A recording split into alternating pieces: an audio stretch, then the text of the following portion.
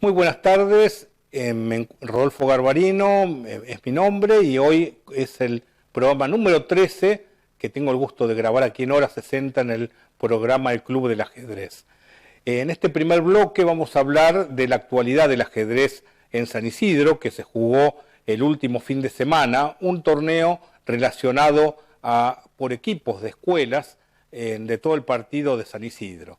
Y bueno, ha resultado ganador el Nacional San Isidro, que era el colegio anfitrión, ganando en una lucha cerrada con el colegio Da Vinci de Boulogne, colegio privado, que también damos clases de ajedrez a través de la escuela municipal.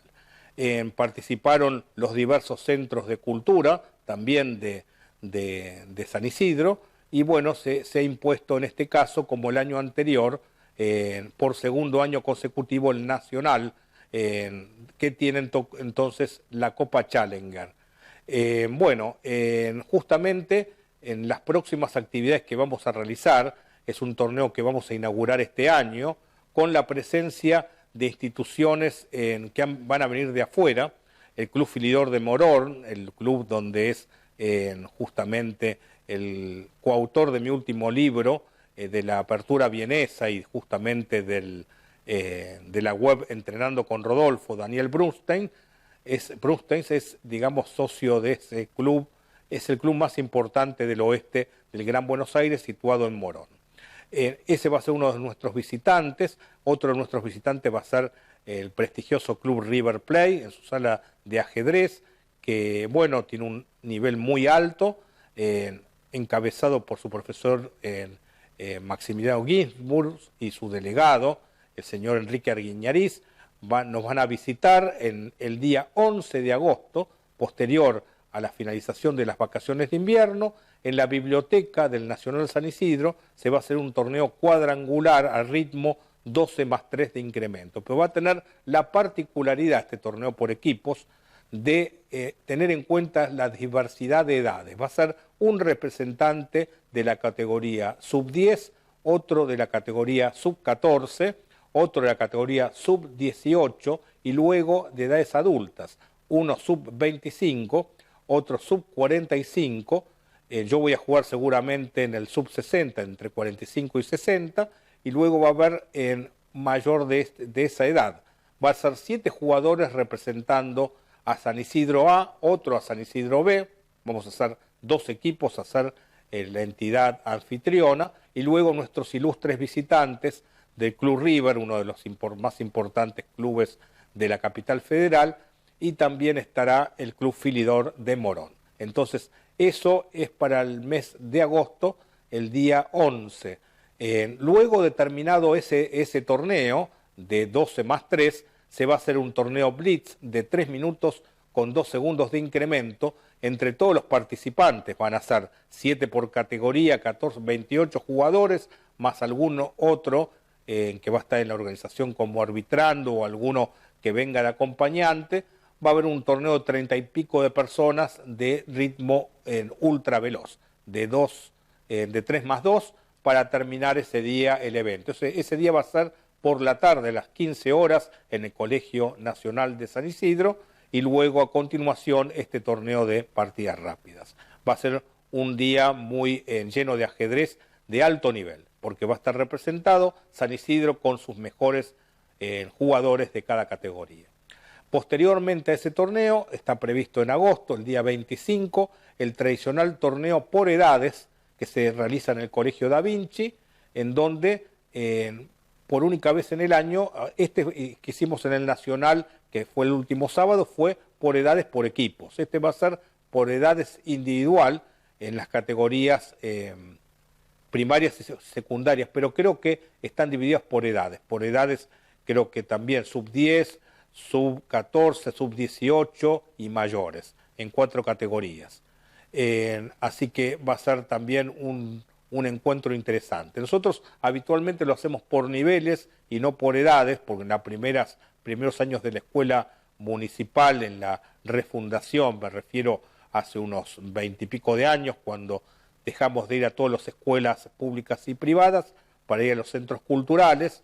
En ese caso empezamos a hacer torneos por edades primero, pero siempre ganaban los mismos chicos. Entonces hemos creado el sistema de niveles, que hemos sido pioneros en el nivel inicial, intermedio y avanzado. Entonces ahí los niveles iban cambiando porque eran con ascensos de categoría. El que ganara el torneo de iniciación pasaba a la categoría intermedio y no siempre ganaba el mismo chico el trofeo, con lo cual íbamos motivando a diversos chicos. Eso fue la idea y finalmente hicimos la categoría en avanzado sub-14 para que el chico que pase de intermedio avanzado no quede el choque de enfrentar a una persona de 50, 60 años de entrada, sino que va ganando fogueo jugando entre ellos y luego recién ahí pasa a la categoría avanzada. Todo este tipo de situación fue imitada en distintos municipios, bueno, que ha sido ideada de alguna manera por mí. Y entonces eso fue llevado a los distintos municipios de la provincia de Buenos Aires, incluyendo el mismo Villa Martelli, donde, bueno, tan elogiada está la Escuela de Ajedrez de Vicente López, que es un monstruo porque hay un montón de maestros, participantes. Y justamente voy a hacer referencia en una de las partidas que veremos en los próximos bloques a ese maestro, como maestros de los maestros, justamente en una partida que disputé con él hace muchos años. Bueno, para terminar este primer bloque, vamos a hablar de la página Entrenando con Rodolfo, en donde hacemos una convocatoria para el segundo semestre, algunos torneos IRT, que son sistemas de ranking internacional, que vamos a efectuar no solamente en San Isidro, que es una posibilidad, sino que ya está programado uno para el mes de noviembre en Capital Federal, que ya lo daremos a conocer, y seguramente algún otro por el conurbano norte y conurbano oeste. Entonces vamos a habilitar justamente en esta página, en la página Entrenando con Rodolfo, una especie de inscripción previa para todos aquellos jugadores que no posean ranking internacional y que quieran participar y que estén dispuestos, los que tienen ranking, a participar de estos eventos. Yo les puedo asegurar que el torneo va a ser organizado en un servicio así de 5 estrellas, con toda la comodidad para los jugadores y el respeto que sea conveniente para un torneo de ajedrez. Y bueno, posiblemente el torneo que se va a hacer en Capital va a ser en una entidad muy prestigiosa que nos va a dar un lunch para justamente los participantes del torneo. Bueno, después en las otras veremos si conseguimos algún tipo de ayuda, entonces veremos si podemos brindar ese servicio, pero al menos las condiciones de silencio y para jugar de buena manera al ajedrez, con la seriedad que el ajedrecista merece, de todos los niveles, no solamente para los niveles de maestro, sino para los niveles intermedios o incluso de iniciación, que bueno, este es un juego ciencia, que es importante el silencio y el respeto. Así que bueno, eso para culminar así el primer bloque con la información general. Bueno, ya en un ratito vamos al segundo bloque con toda cuestión técnica ajedrecística. Bueno, en este segundo bloque vamos a hablar de técnicas en ajedrez. En este caso vamos a hablar unificando los niveles y voy a empezar a explicar el porqué justamente del libro de la apertura vienesa de serie Entrenando con Rodolfo de Aperturas, habla de un estilo dinámico posicional.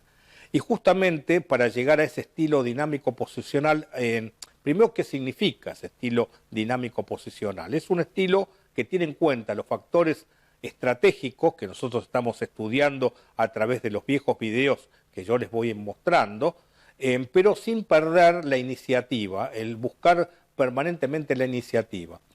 En el transcurso de la historia del ajedrez hubo algunas escuelas, así como existen escuelas en pintura, o en el cine, o en otras áreas del arte. Dentro del ajedrez existió los distintos estilos que tenían que ver con la época del romanticismo, que data del año 1700, 1800, donde los jugadores tenían como único fin perseguir el jaque mate al adversario.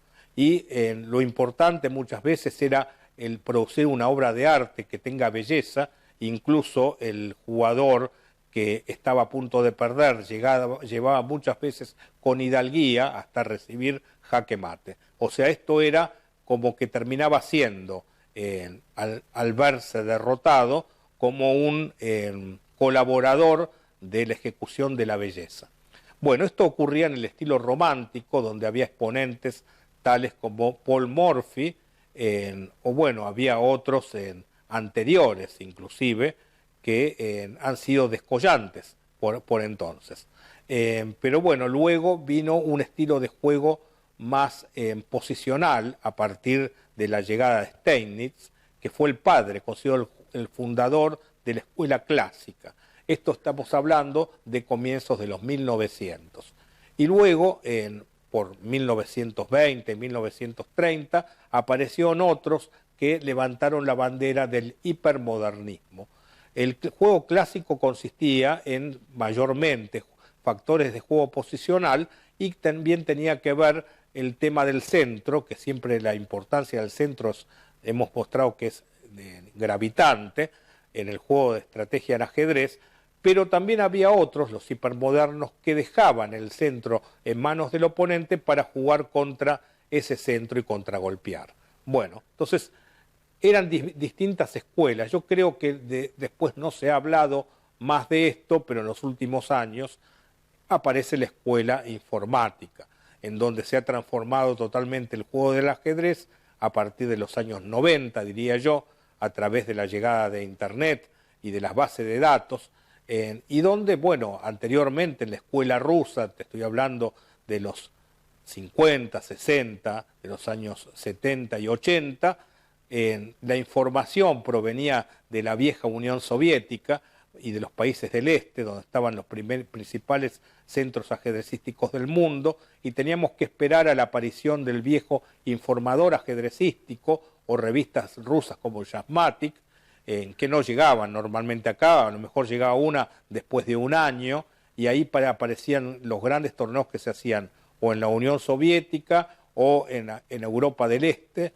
o bueno, en Europa Occidental también esto era más fácil, había revistas españolas y se llegaba a la información. Los informadores salían cada 6 meses y después empezaron a aparecer cada 4. Y los ajedrecistas argentinos los esperábamos con gran avidez porque ahí estaban novedades teóricas de los estudios diversas aperturas.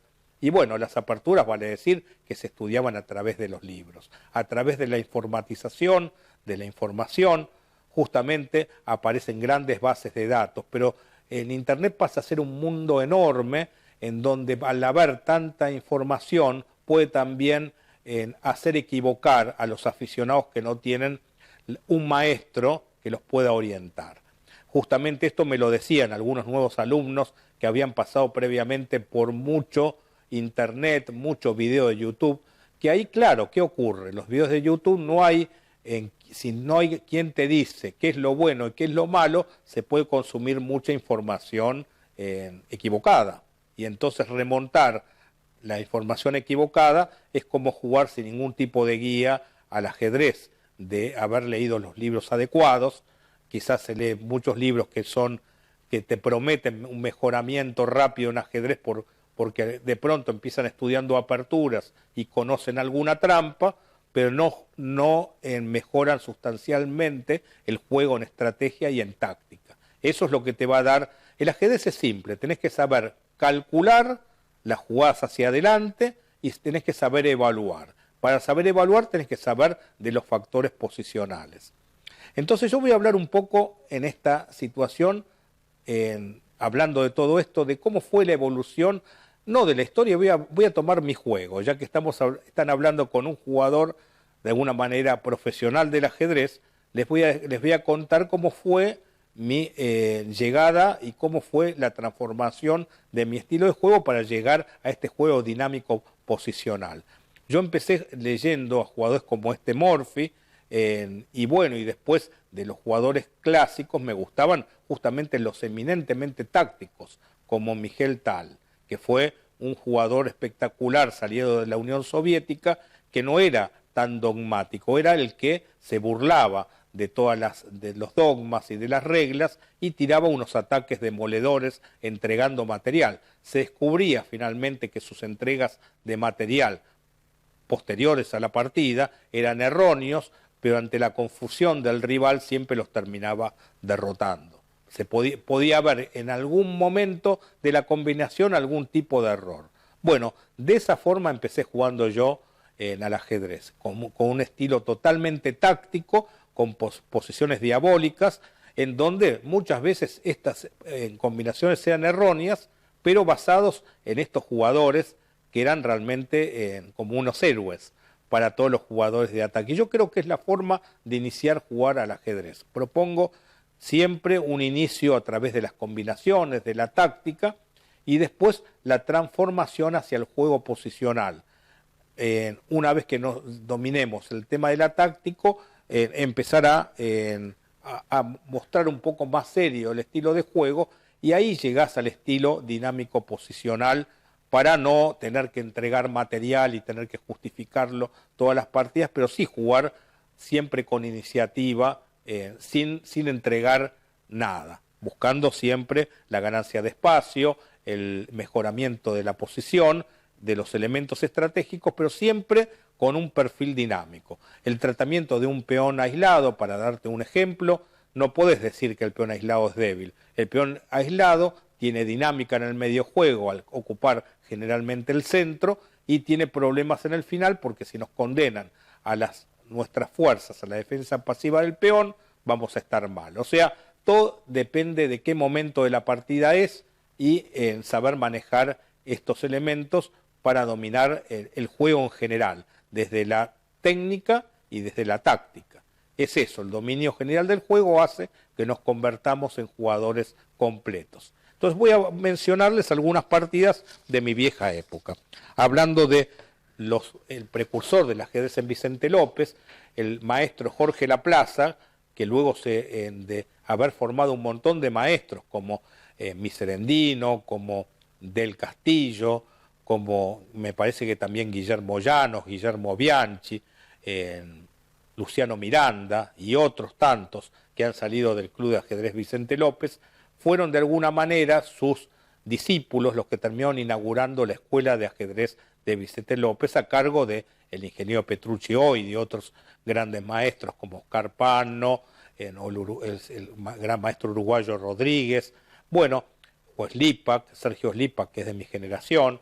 Bueno, todos ellos forman el ajedrez Vicente López, que tan importante es actualmente. Pero viene de este señor Jorge Laplaza, que pasó los últimos 30, 40 años de su vida viviendo en el sur, en Chubut, en Rawson, y ahí también fundó una importante escuela de ajedrez en la provincia de Chubut. Entonces, esta partida de clasificatorio del campeonato argentino, yo iba blancas, él era negras, y jugamos la siciliana Naidor, justamente en los primeros movimientos. La jugada siciliana Naidor data de esta jugada A6. Y yo jugué la variante principal alfil G5, entonces mi rival juega la jugada E6 y yo juego F4, y dentro de las distintas variables como alfil E7, como caballo D7, dama C7, B5, la variante por Uruguay es que él opta por la famosa variante del peón envenenado. Dama B6, la variante Gotemburgo, amenazando el peón de B2. Allí algunos que son muchos más defensivos elegirían no entregar nada y jugar caballo B3. Yo que tenía mi estilo de juego romántico, yo tenía creo en este momento de esta partida 17 años, aún no era maestro internacional y jugaba las semifinales del campeonato argentino justamente en River, club que vamos a ser nuestros visitantes. Dama D2, dama por peón hacia mi rival y torre B1. Esto lo podemos manejar en los dos niveles, de iniciación y nivel avanzado. O sea, entregamos un peón para los de iniciación a cambio de ventajas de tiempo en el desarrollo. Vean cómo el blanco está movilizando todas sus piezas y el negro está moviendo mucho la dama, que solamente tiene una retirada, ya que la torre está defendida por el caballo, a A3.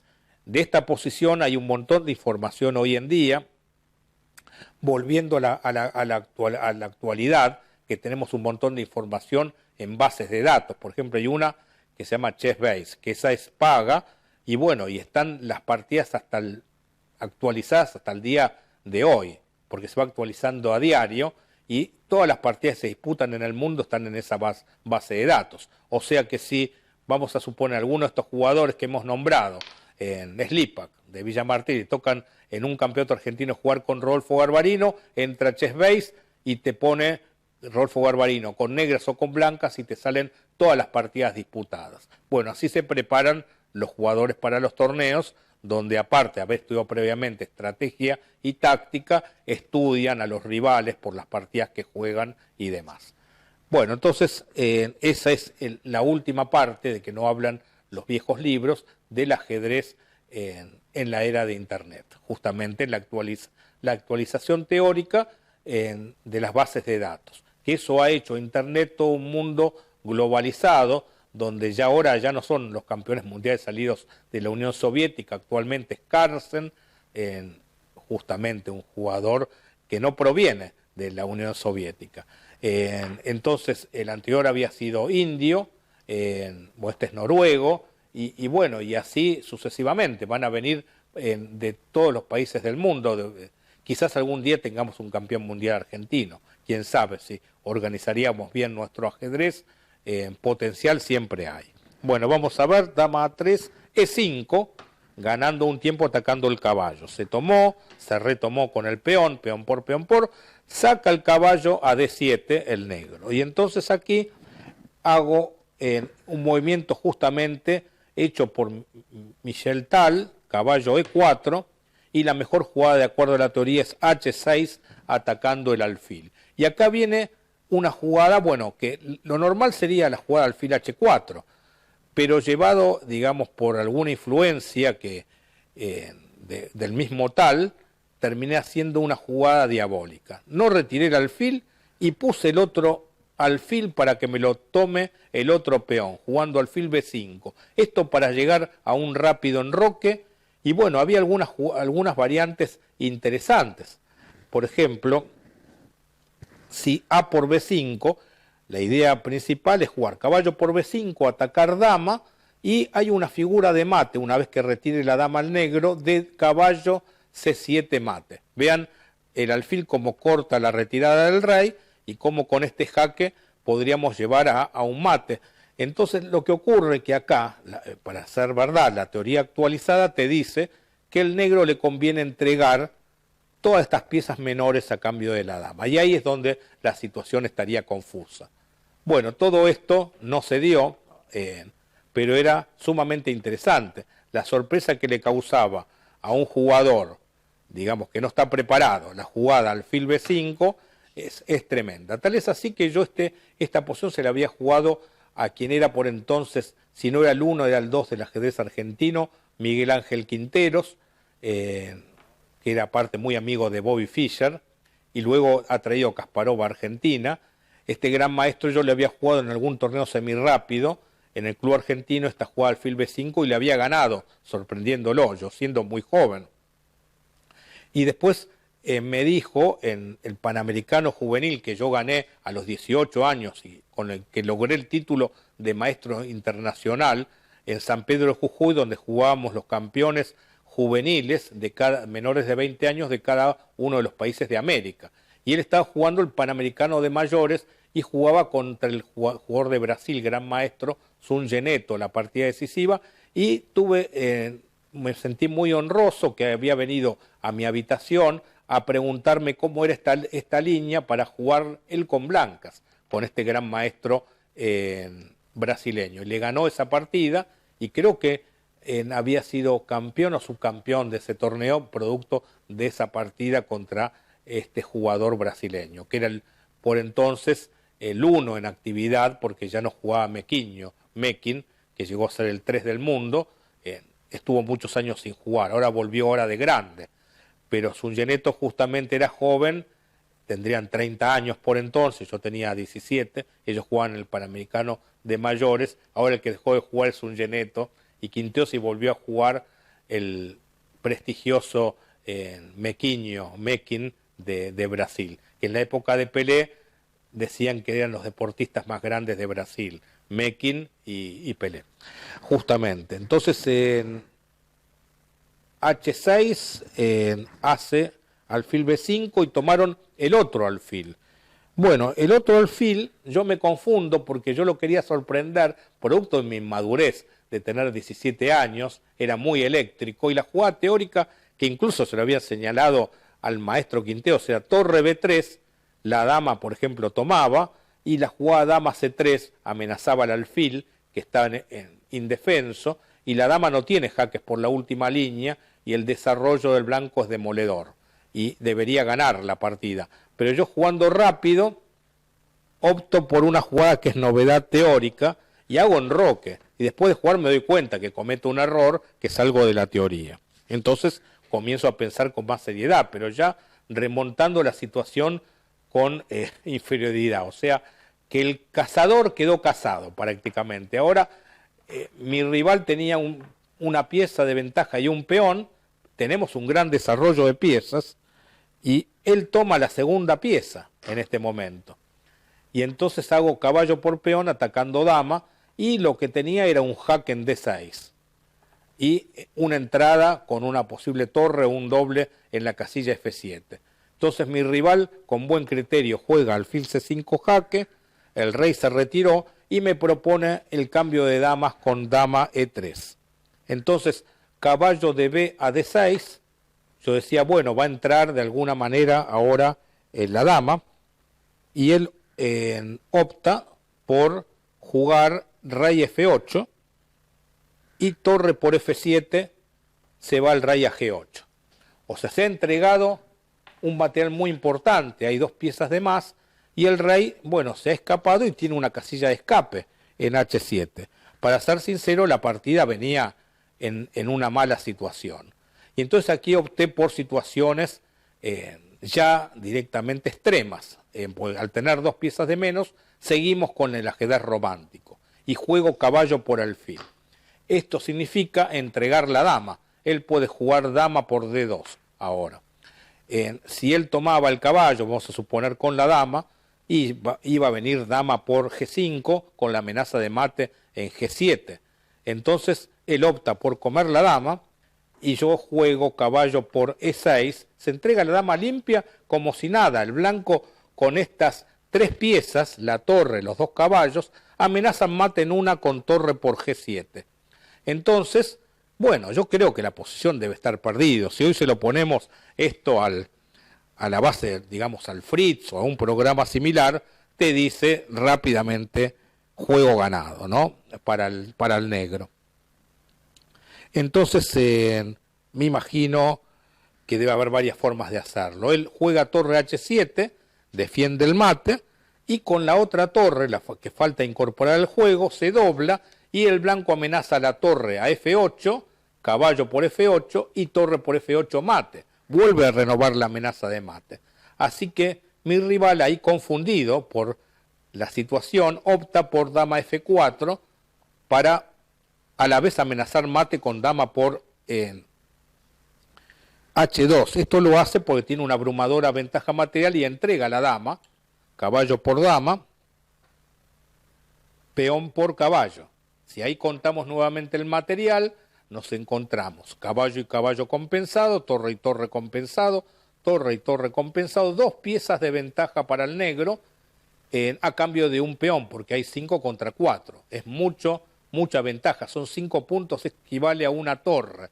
Pero el blanco tiene este peón pasado, el peón de E6, que puede transformarse en dama y ataca al caballo. Entonces él veía alguna cosa como si caballo F6 podía venir E7 y se amenaza torre por caballo y la coronación del peón.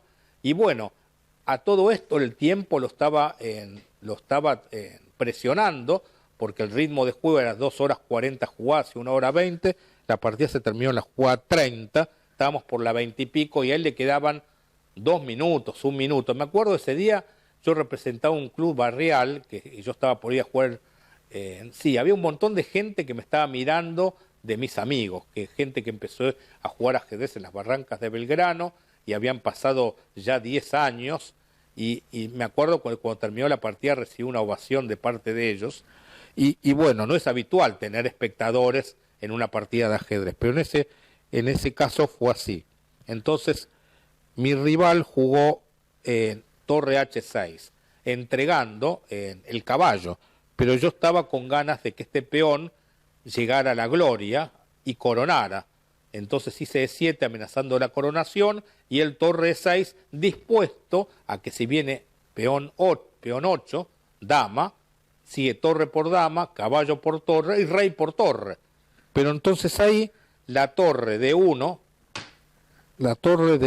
come en F4 y entonces él optó por sacar alguna pieza, caballo C6, y coroné finalmente el peón. Al coronar el peón, terminé comiendo con el caballo, y entonces ahí se está amenazando torre por G7 jaque, rey H8 y torre H4 mate. Entonces él, mirando las dificultades, juega G5 para evitar el mate en H4, y se jugó torre jaque, rey única, y la torre se dobló ahora en la séptima línea con idea de dar este jaque, este otro jaque y este mate tipo escalera. Y bueno, entonces optó mi rival por jugar caballo F6 y recibió el jaque en F8, que ante la cobertura terminaba dando este mate.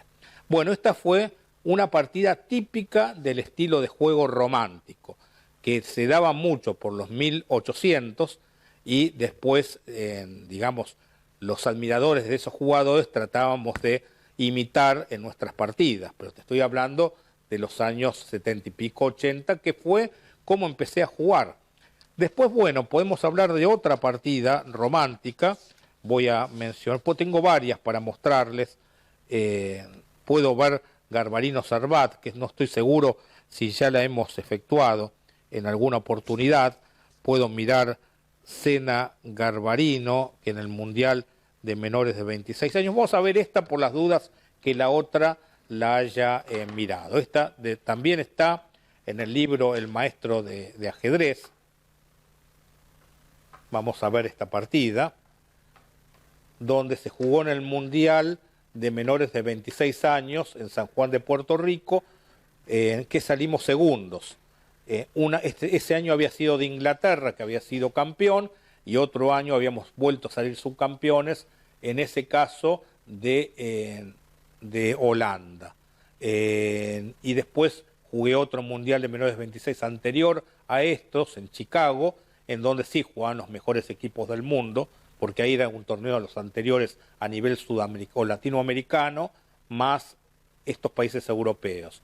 Pero en otro caso salimos octavos, donde ganó la Unión Soviética, jugó Inglaterra, Estados Unidos y otros países europeos, y ahí, bueno, quedamos octavos. En este caso era con un representante de República Dominicana, me juega la apertura española, y yo opté por jugar F5, que era como jugar el gambito de rey, que proviene de E4, E5, F4, con la idea de crear conexión de columna y diagonal sobre el punto F7. Entonces, esto tiene una idea similar partiendo de la apertura española, de la Ruy López. F5, bueno, no quiero entrar en un debate teórico, vamos directamente al grano, a la cuestión de la partida, en donde él opta por la jugada de 3. Se tomó, yo jugué caballo F6, y él en vez de jugar en roque, juega el movimiento caballo C3.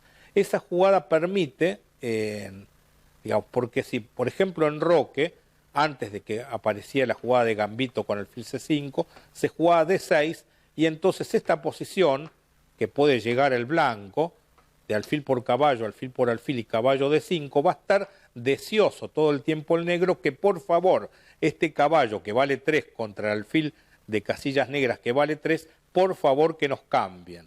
Pero no es así, el blanco nunca lo va a hacer, porque un caballo centralizado también con punto de apoyo de peón no va a capturar un alfil tan malo que choque con la propia estructura de peones. Por eso nos da la posibilidad, en el momento, el orden que hizo el orden de jugadas que efectuó erróneamente el blanco, jugando caballo C3, defendiendo el peón D4, la posibilidad de jugar alfil B4 clavando al caballo y luego colocar los peones en casillas negras, pero habiendo cambiado el alfil por el caballo.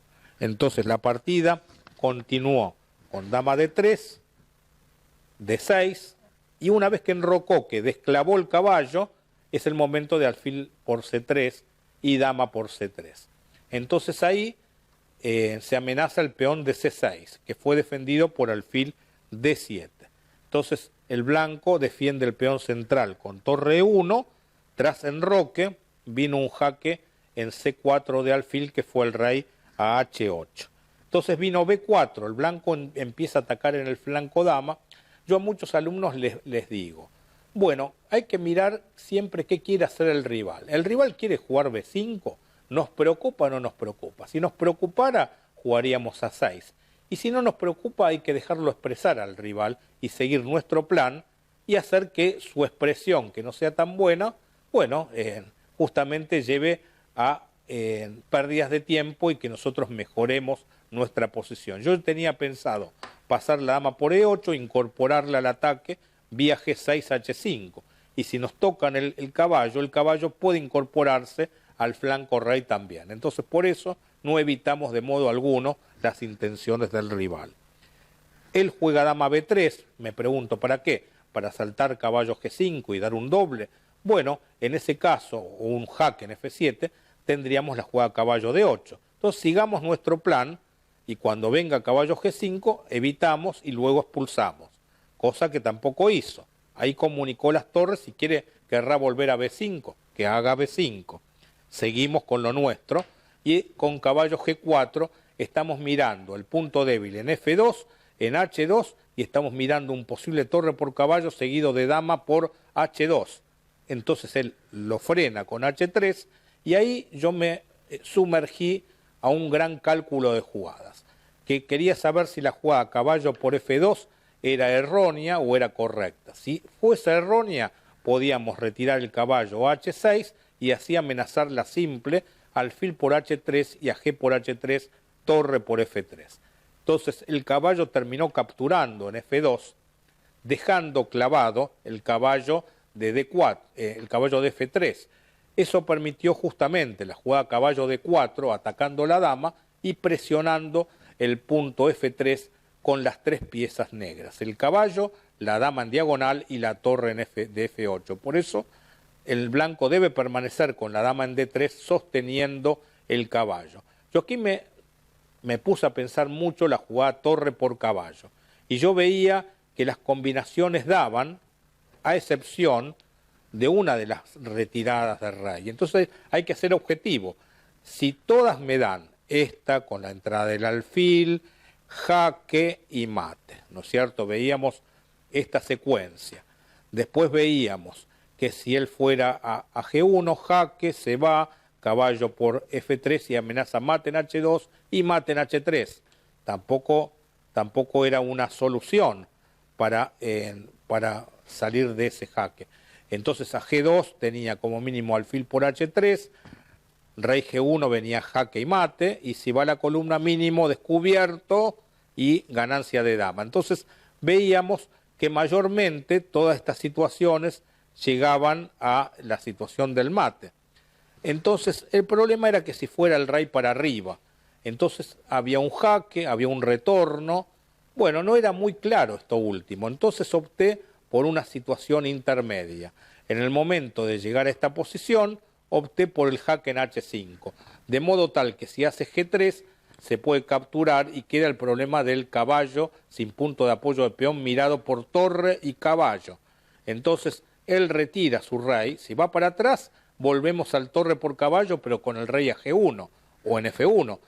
En E3, que termina yendo mi rival, opté por no tomar de torre sino tomar de caballo.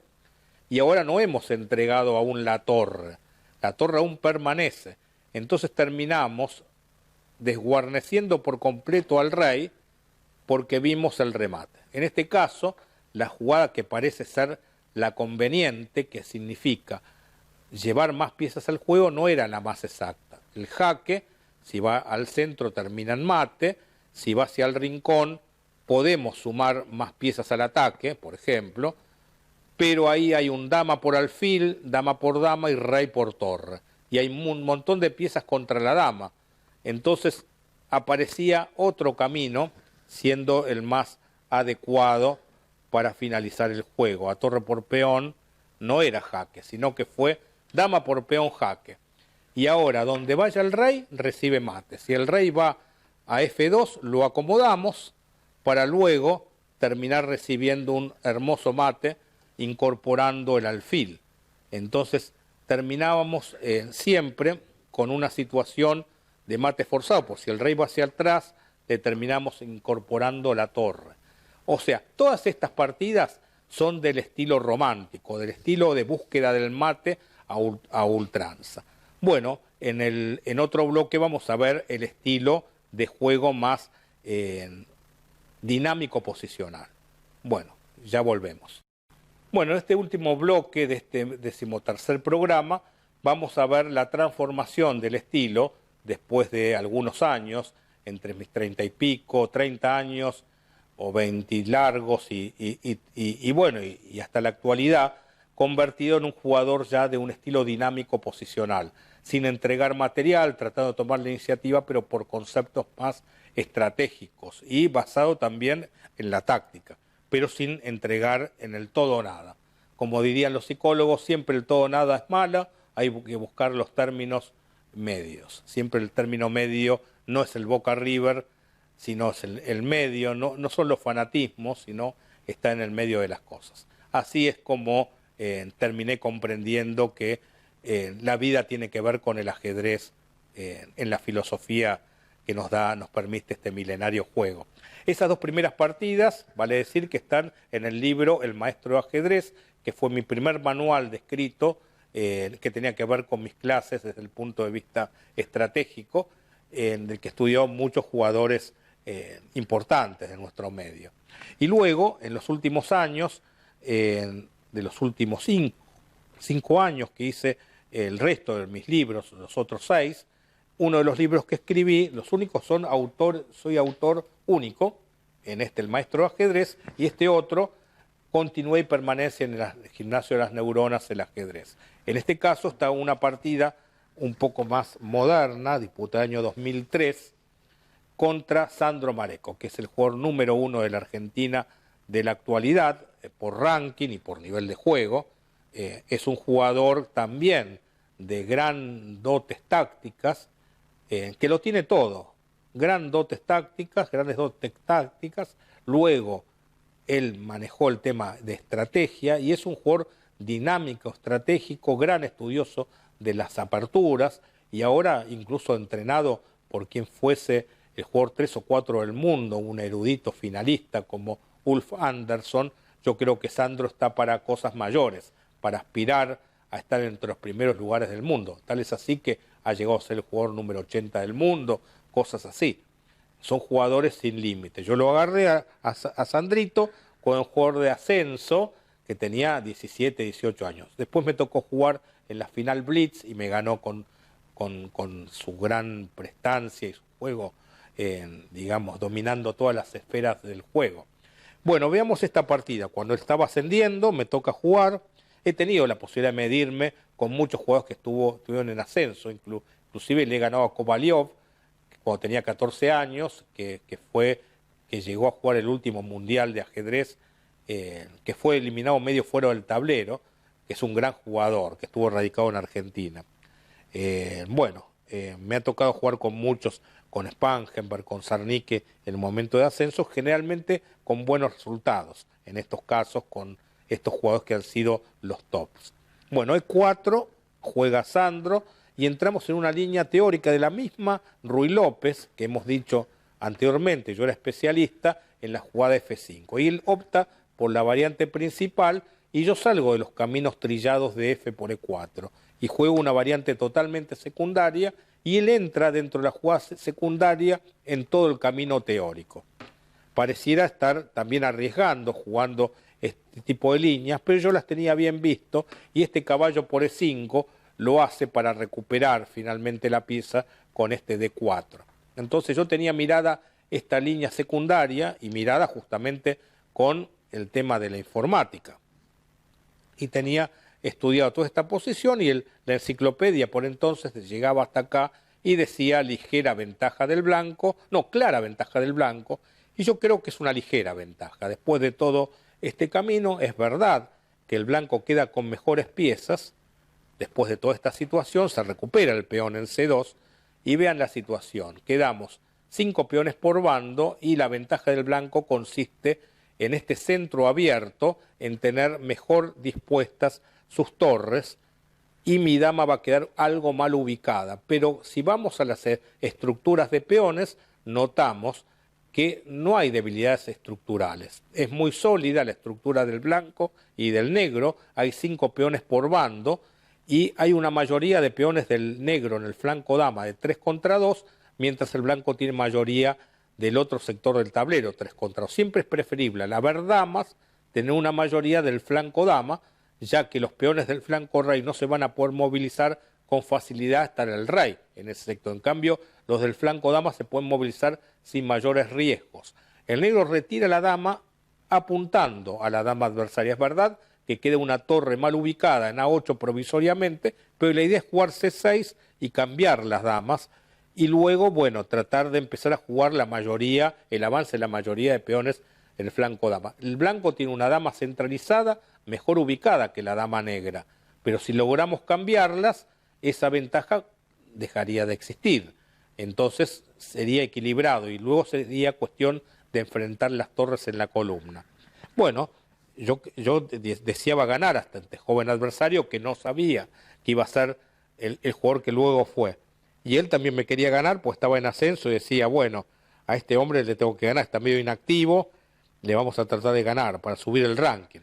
Bueno, él retira su dama para no permitir el cambio de damas. A ver si fue así. No, perdón. Jugó torre D4. Esta fue la jugada que hizo. Es evidente que él estaba deseando una figura de mate que ahora se las voy a mostrar. C6, atacó el alfil. Entonces se dio el jaque. Se fue el rey y colocó la dama en G5. La figura de mate que él desea dar es en un momento un dama por alfil y un mate si el caballo no estuviera en F6. Un mate entre torre y alfil. Para eso no me tengo que descuidar de no sacar el caballo de esa situación, que puede cubrir. Entonces, viendo que todavía está el caballo, juego con tranquilidad el movimiento B5, porque quiero empezar a manejar los peones del flanco dama donde tengo 3 contra 2. Entonces él mueve su alfil a B3 y la dama que está mal ubicada pasa a jugar a B6 atacando la torre y para traer la torre de A8 al centro del tablero. Y con la dama, una vez que la torre se retire, podemos apuntar al punto F2 donde hay conexión de dama y de torre en F8. Entonces él termina jugando, doblando de torres, defendiendo la torre de adelante. Y acá viene otra jugada, la pieza que no hace nada, la torre de A8 se mete en E8 y se amenaza el mate pasillo, con dama por torre, torre por dama y mate en la primera línea. Entonces ya toma la iniciativa el negro, con un juego posicional. Vean de lo que estoy hablando, en el libro de la serie Entrenando con Rodolfo, de la apertura vienesa, hablamos del estilo dinámico posicional. El negro está jugando mayoría en el flanco dama, está jugando todas las piezas en juego, pero también estamos manejando situaciones tácticas que van apareciendo ante una estrategia correcta. Amenaza dama por torre y mate. Y tuvimos la táctica a nuestro beneficio, en el caso defensivo, de dama por alfil, peón por dama, torre H4 y hay cobertura de caballos que evitan el mate. O sea, la táctica va al servicio de la estrategia.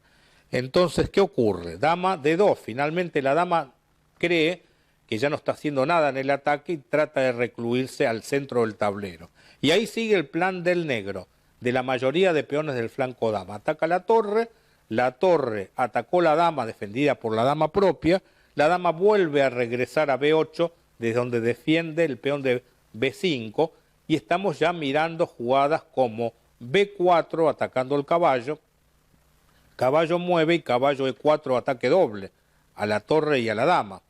Otra idea es seguir con la mayoría de peones jugando C4.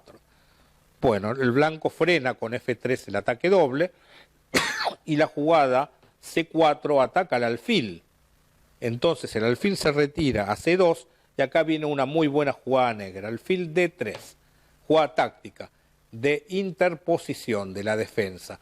La dama blanca de D2 defendía la torre de D6 y ahora se bloquea el paso de la dama y se ataca por consiguiente con la dama a la torre.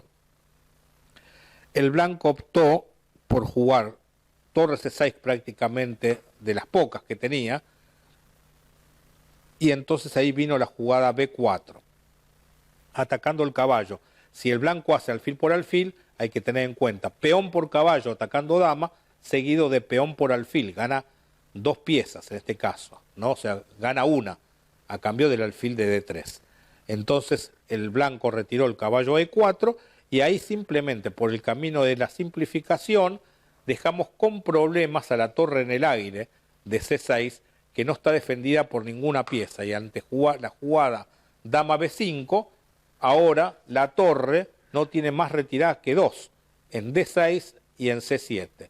En D6 viene dama C5 jaque y se gana la torre como un ataque doble, y en caso de torre C7 se hace lo propio desde la casilla B6, jaque al rey en G1 y a la torre atacada. Entonces finalmente la torre queda sin juego porque quedó desconectada de las demás piezas blancas. Siempre hay una situación armónica, vean todas las piezas negras defendidas entre sí, las torres, el alfil por el peón, la dama queda un poco en el aire, pero la usamos para agredir. Entonces vean cómo desde un camino estratégico, pero sin abandonar la iniciativa, sin entregar material, mi juego creo que ha ganado en madurez, ha perdido quizás en algunas otras cuestiones que tienen que ver con el entrenamiento, con estar mirando muchas más horas. Ahora lo tomo más como un hobby, pero con algunos conceptos ya incorporados que nos hacen jugar un poco más fácil. Lo otro era digamos, permanente despliegue de energías para estar siempre en el todo o nada.